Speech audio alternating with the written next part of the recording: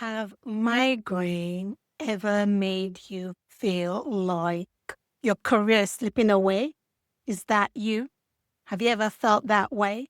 Many professionals silently step back from promotions, leadership responsibilities because of the unpredictable migraine.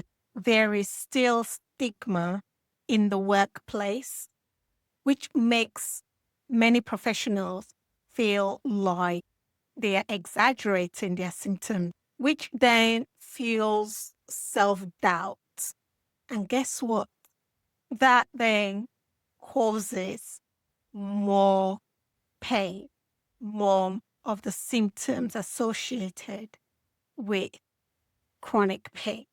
You have the mental health effects, you have the financial cost as well.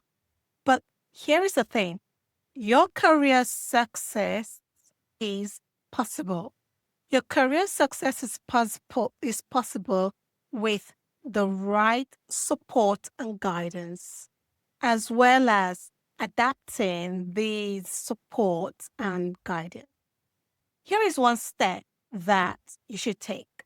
Draft out a one statement, so kind of like a one sentence workplace statement. An example could be, yes, I experience chronic migraine. Yes, I have chronic migraine days. And on difficult days as this, I may need flexibility